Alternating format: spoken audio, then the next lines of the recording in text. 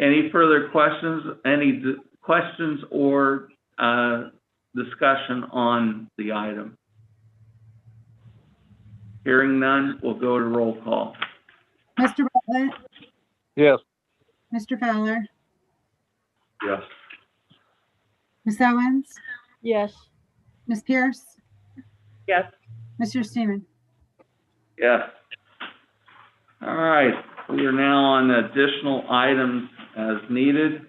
The first one deals with the governing board organizational meeting in January. We need to set a date and time of that meeting. And I don't know if Maria or Laura have looked at dates.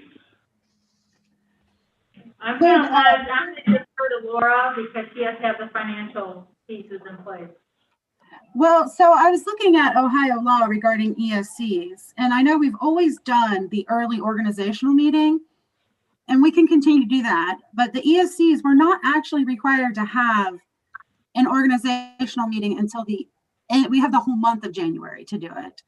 So I didn't know if we wanted to do the general and organizational meeting together on the fourth Tuesday of the month, or if we still wanted to go with an early month organizational meeting and then a general meeting at the end of January, if we still wanted to do two separate meetings.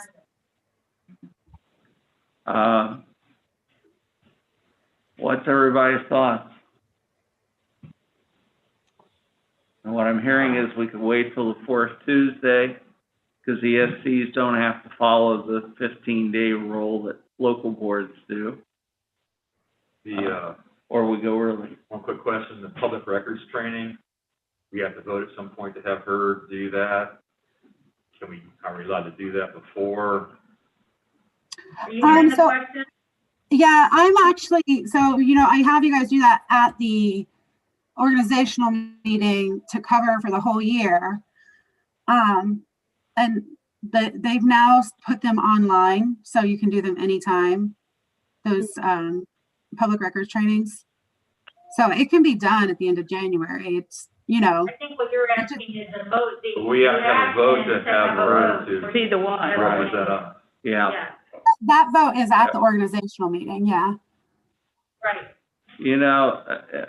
Given just the timing and everything, I almost think we need to have the organizational meeting early and then do the fourth Tuesday. So But I'm open to everybody's thoughts too. I agree with that. That's fine. What does Tuesday, January 12th look like? That's the second Tuesday of January. So that's the 12th, is that what you said? Yeah, the 12th. That's fine. That's fine.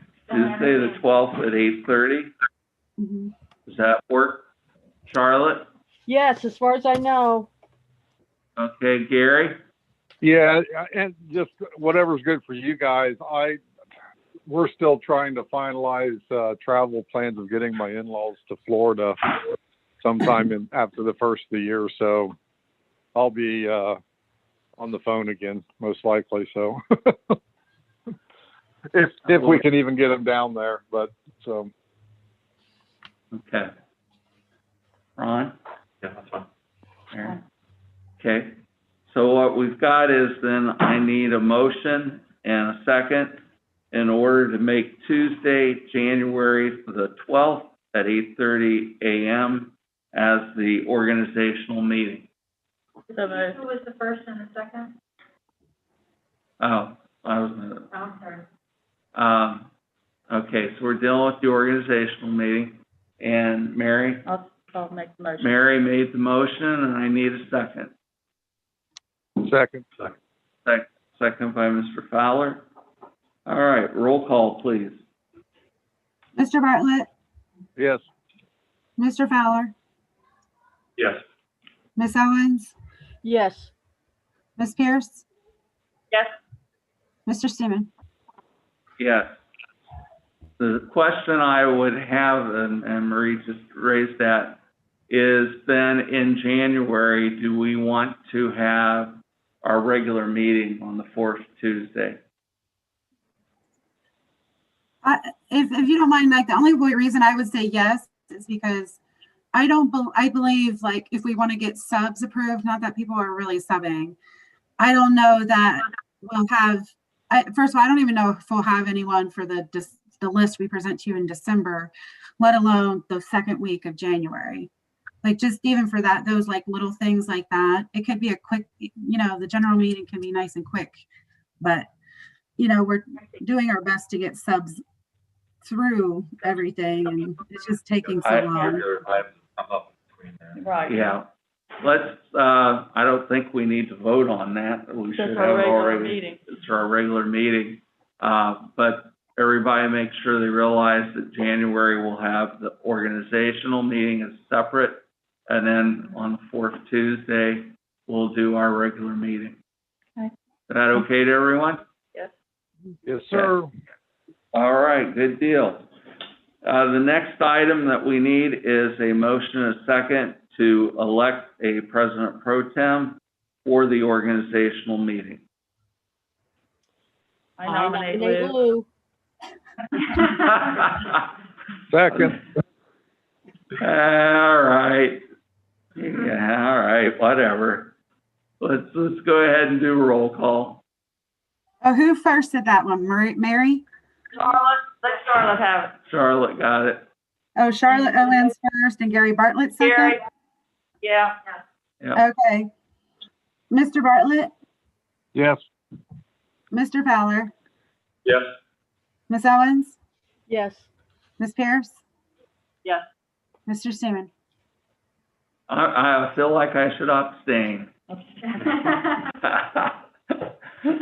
Yes, make it a yes, it's fine. All right, the next item is reports. And Marie, you're up. All right, so let me run through where we're at with things. Regarding PPE, we are all about COVID right now, it seems. We are continuing to have a weekly meeting every Friday at 10:30 a.m. with all the superintendents in the county and with the health department. So that is continued. This last week, we ended up having a joint meeting, an additional joint meeting on Tuesday with Licking, Delaware, Franklin, and Columbus Health Departments to sort of ensure that we're all on the same page in terms of what we're doing. That's really difficult to do. But it was good to have both the superintendents from the ESC of Central Ohio and us on that same call. One of the major questions that was outstanding for folks is this whole conversation about teachers being considered essential workers. We have a split view in terms of some districts and some health departments thinking that would be a good thing, and we have others thinking that that's not such a good thing. So there was no consensus. Really, ironically, it was really only the Columbus Director of Health that thought that they should be considered essential workers. And I do believe that part of that is concern over the fact that Columbus City Schools has not had any face-to-face with kids, which no one understands, but it's not our issue to deal with, but that is their perspective. The other is that OEA, I don't believe, will support the notion of teachers being considered essential workers. And I think the other feeling from the group who have concerns about this is that though, if they were identified as essential workers, they could technically be told that you don't have to quarantine if you're a contact, and if you're sick but with no symptoms, we still expect you to come to work and use appropriate PPE. Is that really what we want to do when we have a nervous public? And so that entire conversation ended up being tabled after that joint meeting. And I don't think it's something that's going to come back up again. What I do think is important is that all of the health department directors do believe that educators should stay in that second group of access to vaccinations as they come available so that we can keep schools open to the greatest extent possible, which we all supported. We do know that it is best for us to have kids in school. Our attendance officers are working diligently to track down kids, try to engage kids, et cetera. Which really leads into the second piece in terms of updates from the ESC.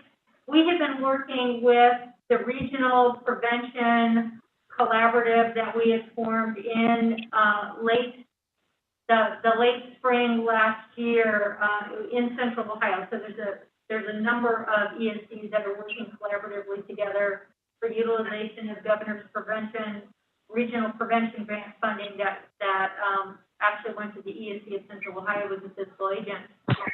And we've been working locally with the prevention dollars that came to the Adams Board here in this county, and we've been working with the 8 districts in terms of plans for the utilization of those funds. Pickerington and Lancaster City Schools had plans that were not really aligned with the other small districts, so they were allocated their piece of the pie from the county funds, and the small districts asked the ESC to take the lead in working on implementation of programming that's aligned with that funding.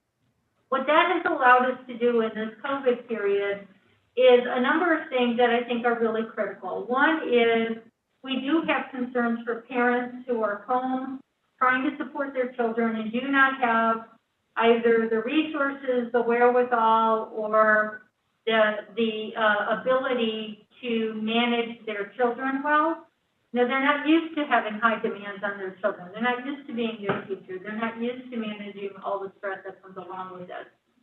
And so one of the pieces that we are going to be able to do, which I think will be critical to parents, is we are implementing PACT Tools, which is a research-based program that is forward-facing to parents and community agencies that are not education agencies, that are working with children to support them during this period of time. This will provide free training and implementation kits with any parent in the county who is interested. And we have 4 people on staff that have become certified trainers. They completed that training last week.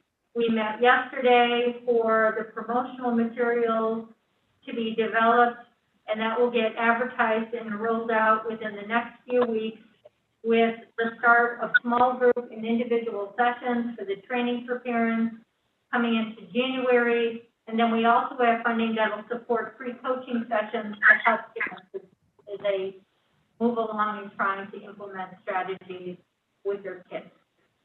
This dovetails really nicely with the initiative we've engaged in the last 3 years regarding PACT, good behavior gain in the classrooms in all the districts in the county that were interested in having that. And again, we have found the funding to do that at no cost to districts. Pickerington's the last that's coming on board, so Pickerington Preschool is now, we just scheduled yesterday for all of their staff, related service folks, administrators to go through that training, and we found another pot of money. So all of this is being done at no cost and with support from the district to roll that out. The number one goal and ask from the district is that it didn't require them to do anything. We just need them to advertise. We will handle everything else regarding supporting parents in that environment. So the other area in which we've been supporting the district is regarding PPE distribution. The ESC has worked hand in hand with the county commissioners and the Emergency Management Association. Last week, the last distribution of masks went out to districts, so there was another push out of KN95 masks and adult cloth masks like the one that I have here. These all came from the EMA. The children's masks went out, if you recall, in the last distribution. It is our understanding that that is the end of masks that are going to be available at no cost, but we have pushed out hundreds of thousands of pieces of PPE in this county at no cost to districts, which we're pretty proud of in terms of how smoothly that all went. The other piece that we're working with at the county level is we have continued to maintain direct services on the clinical model for those parents who were not comfortable with their kiddos with disabilities who are immune compromised coming to school. This actually gets turned into a clinic when we're not having a board meeting. There's 3 meeting spaces. The boardroom is used. And then we also have related service personnel who are traveling to go meet kids to serve them. One of our greatest challenges is getting access to the antibacterial wipes to wipe down the equipment in between. Today at noon, I just got notification this morning, we'll be picking up additional antibacterial spray, and we can buy the paper towels or whatever we need. Wipes just are very difficult to find, and they're very expensive to buy. But we did come up with a solution. Again, that's going to be at no cost to the district. I've already talked about philanthropy Ohio grants. That is really just funding that came in, $178,000. That's supporting free professional development to districts. It is their prerogative whether they choose to partake or not. And so that's, typically we have some districts that are very interested in having free PD. We have others that are not. But that's fine. You get a sense from just what Heidi and Caitlin were doing that we have been doing an awful lot of professional development. If you attended to the second column where it said out-of-county participants, we have people not only in Ohio, but all over the country that are participating in professional development. So we offer it free to our district. That's at a cost to anybody outside of the county, which puts money in the till, which helps us to continue to develop what we're doing. So I think it's a very effective business model. Right now, in terms of reopening plans for districts, trying to open up my file here. We are required weekly, every Tuesday, so I'll do it after this board meeting, to report to Lily Bartholomew at the Ohio Department of Education and up to the governor's office what the reopening status of every district. So we collect that data on a Friday. I report it on a Tuesday. Amanda Clear Creek is currently remote until November 30th. Vern Union is going to be remote November 23rd to January 15th. Lynn Carroll remains all in 5 days. Fairfield Union Local has decided to go remote November 20th to December 7th. They have so many folks that are out on quarantine right now. I think they had almost 200 just on the last Friday call. They're having difficulty keeping up. Liberty Union will remain hybrid at this point in time. Lancaster City, except that I think the middle school building had to be closed for a few days. It's not as district-wide. I just found this out because of a rise in cases. Lancaster City Schools will remain hybrid. They've been hybrid the whole year. Pickerington Local pulled back on their reopening plan to go to 5 days, and they're going to remain hybrid at this point.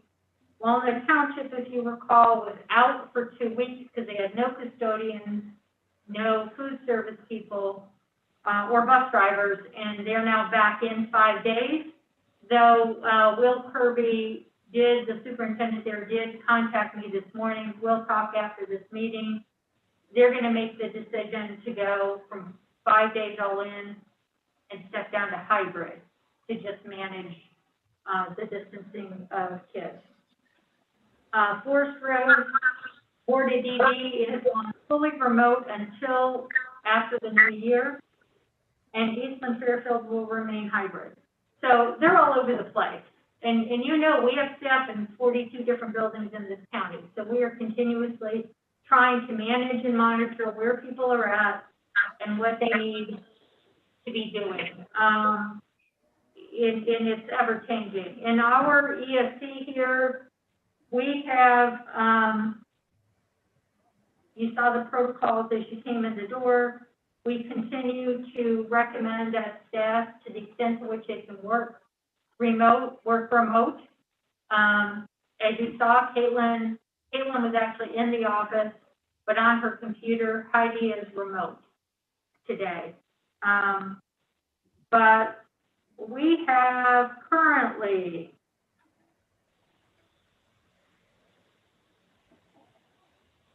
we've had a total, including this week, of 9 positive employees that necessitated the quarantine of 47 employees because of exposure.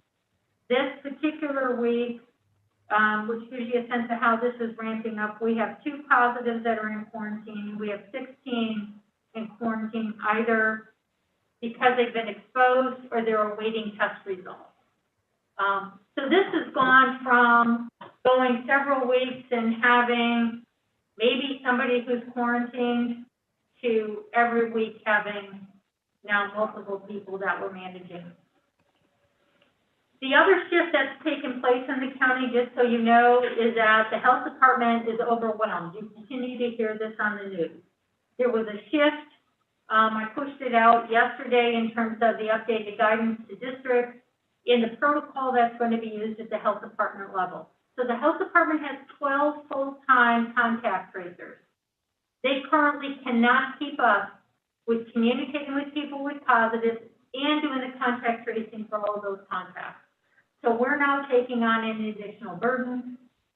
They will be communicating with the people who are positive, what their expectations are regarding quarantine, and notify that they will be released by the health department. They will be followed up with and then released by the health department for return to work or life or whatever, wherever they're at with things. Regarding contact, that's now our job. And so Laura is our point of contact. Every district, ESC Career Center had to identify a point of contact. Laura tracks all of this. So on top of everything else she's doing, she's tracking this. And we've got it down to a science in terms of form letters that go out to email to employees notifying them that they've been identified as a contact and what they need to do. Our messaging to employees, I just finished the draft of my November newsletter message to employees, is please make good decisions in your personal life. When we look at the contact tracing, very, very few people are getting sick from somebody that they work with. It all traces back to what people are doing in their own world and in their own time. And we want to keep kids in school, but it requires everybody to do their part, which has led to, if you listen to the governor's report, they asked for community action teams. I serve on that for Fairfield County, and there will be some PSA announcements that continue to flow out of that, really messaging parents and community. If you want business to stay open, if you want schools to stay open, we all need to do our piece until we bridge to the vaccine. So I know I talked really fast. It's really busy when it comes to managing all of this. Any questions? I am curious. I can see how I understand that, unfortunately, lots of people around the country are pushing back against answering contact tracing questions. I can see that employees might feel awkward reporting to their employer, like if they're going to go do something stupid, like have an extended Thanksgiving. Yeah. Yeah, well, I mean, you're trusting and counting on the integrity of people to be honest and to conduct themselves in an appropriate manner. We don't have control over that, but we have to be consistent in the messaging, and we also have to model that, and that's really the stance that we've taken. All I'm saying is I can imagine people might be hesitant to report that. Well, you're right, and we also have parents who will not, upon our recommendation, we can't force them to, will not have their children tested, and the reason why is because if their child is tested and they're positive, they now have to self-quarantine with their kid, which means they can't go to work, which means it jeopardizes them coming to the household. And so this is very complicated when you look at families and very difficult decisions that they're trying to make. And the same thing with employees. You know, we do have alignment with the governor's office in terms of the travel advisory, and we have messaged repeatedly to employees, and you know, we're coming up on a holiday. If you choose to travel to a state in which it is on the governor's list, you're going to have to self-quarantine when you come back for the well-being of your coworkers and the kids we serve. And you're doing that knowingly. So understand that's on you. That's on your time. That's unpaid leave. It's not sick leave because you're not sick. You just made a personal decision that was in the face of the directive of the ESC. And it's not COVID leave because you only have 10 days. And many people are already out of there 10 days. But it's not, you basically just chose to ignore the travel advisory. So it's complicated, and I'm not interested in policing people. I'm interested in keeping schools open. So we don't have control over people lying or doing whatever they're going to do. Do we know? Yeah. With the people in quarantine, do we know how many people are actually getting sick? Well, oh, go ahead. so go ahead, Laura. Oh, I've actually only had one person that got sick so far, and she was originally quarantined. Her husband works at one of our districts. He tested positive, and then subsequently she's become sick. She is one of the many that want to refuse to. She's saying she doesn't want to take a COVID test, but actually it really doesn't matter in this particular case because of the number of days after her symptoms onset. There's a whole process to this thing. So I'm actually following up with her on Sunday to make sure her symptoms have improved for her to come back from her original quarantine. But she's actually the only one, because I mean, I feel like once we separate people from the situation, things get better, because you know that one person brings it in, and if we don't catch that person very quickly upon symptoms, because like Marie said, that one employee we talked about earlier was upset that we essentially said, you are sick, you need to go home and get tested. But if we don't keep doing that, we're just going to let this spread. And you know, No. Yeah. So we've luckily only had the one that we are aware of. That quarantine period, just if you're not aware, if you test positive, you only have to quarantine or isolate for 10 days after onset of symptoms. If you have exposure, it's 14 days from date of exposure. So that person, like the one I was talking about, she was exposed obviously to her husband, and she's become, you know, what could be COVID symptoms. Well, her from onset of symptoms to when she was allowed to return from her first quarantine was actually more than 10 days. That's why I'm letting her just stay on the original quarantine. So people that get caught up because of the exposure are the ones that are really getting hurt here. And we've had it's either 3 or 4 people now that have had 2 sets of exposures. Yeah. And we're working with them to try and see what work they can do from home, because they only have that 10 days that we're legally required to pay them for before it uses up their sick leave or unpaid. So we're working with people in any capacity they're able to work from home just to reduce the number of hours used. It's really been quite the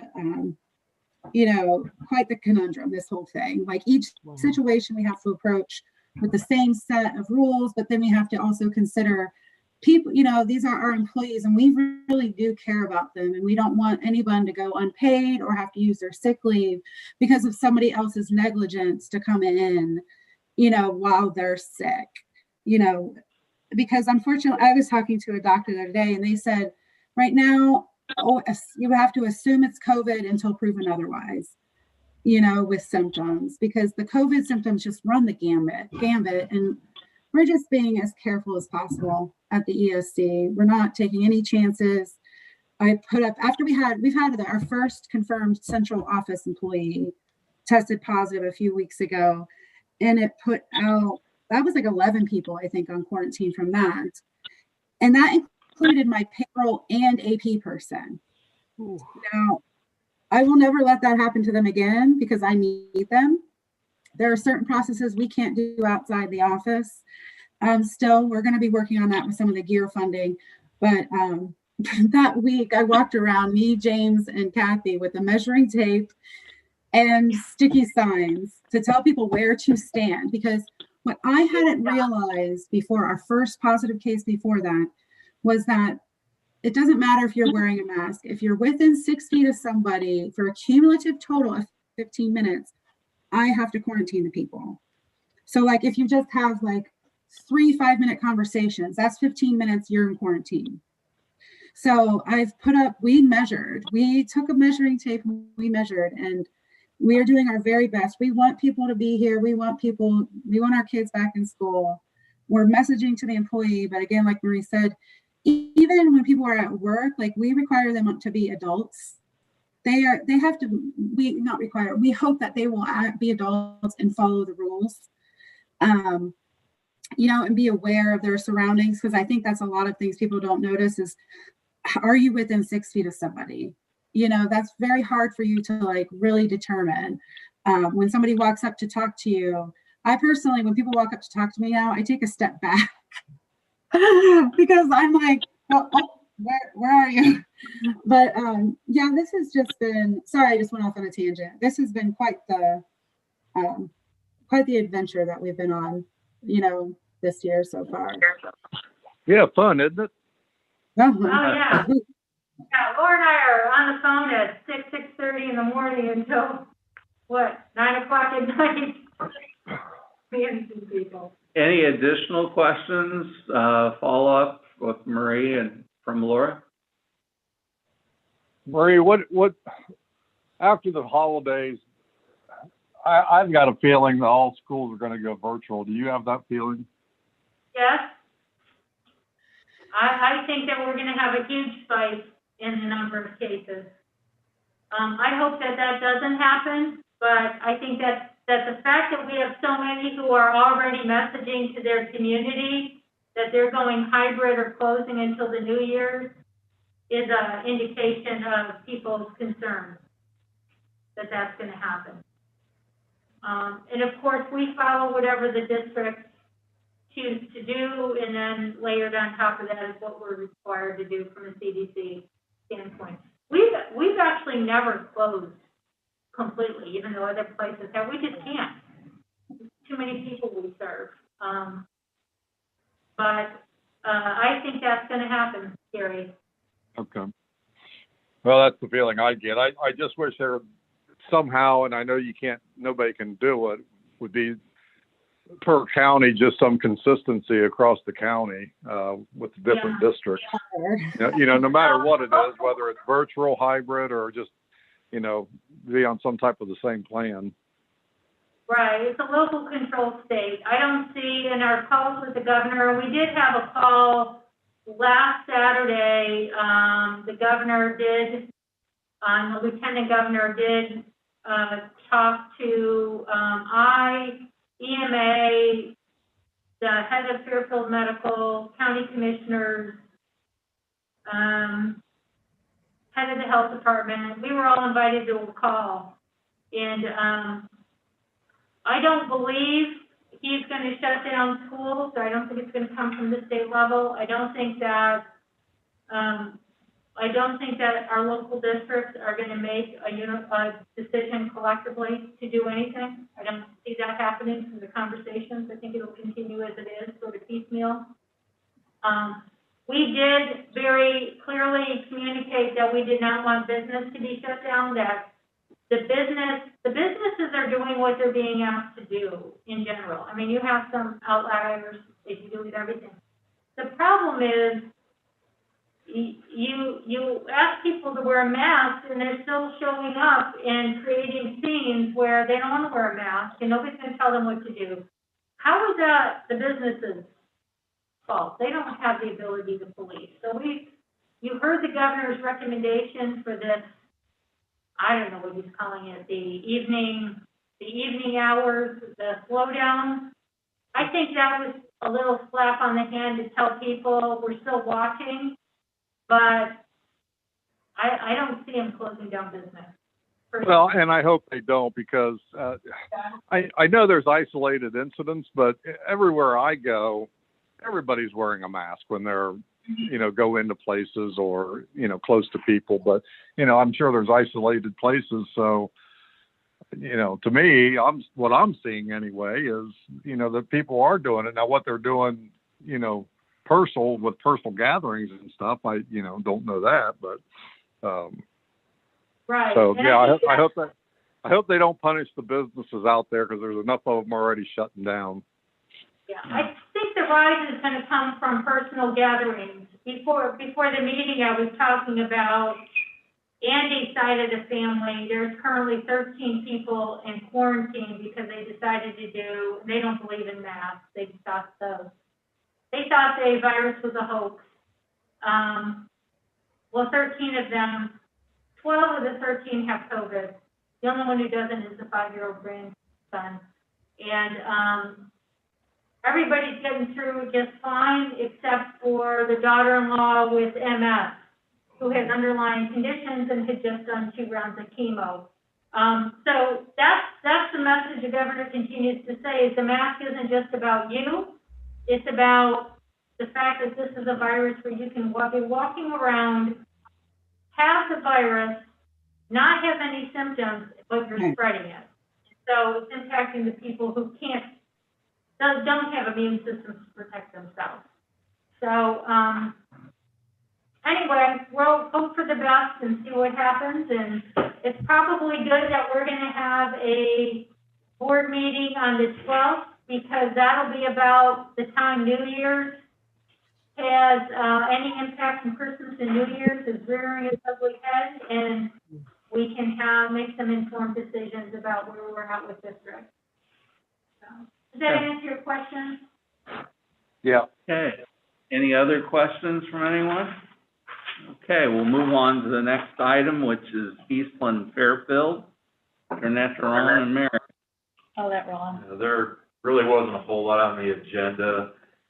Back to the COVID stuff, there was a lot of absenteeism the week we had the meeting, and it was basically because the home districts didn't have transportation for the kids to bring them in. There's like almost 200 at one of the locations. So I didn't know with Franklin County going purple, if that was eventually going to affect the hybrid model there at the Career Center or not. There were 2 change orders on the building were in excess of $50,000, so we had to give special authority to the superintendent to approve those. And that's pretty much about it. There's no presentation. Okay. Okay. Thank you. Anything additional? Charlotte, questions or anything? Oh, no, thank you. No, thank you, though. Okay. Gary? Nope. Ron? Mary? Everyone have a nice holiday. Yeah, I was going to say, everybody have a happy Thanksgiving. Best you can. I will. I'm going trout fishing. As you're having a happy Thanksgiving, stay safe. I need a motion to adjourn. So moved. I know everybody waits for me to do that. Thank you, Gary. Thank you, Ron. What time do you have? 9:59. Yep. All right. Roll call, please. Mr. Bartlett, Yes. Mr. Fowler, Yes. Miss Owens, Yes. Miss Pierce, Yes. Mr. Seaman. Yeah. Everybody take care. Gary, Hey, enjoy your happy- fish. happy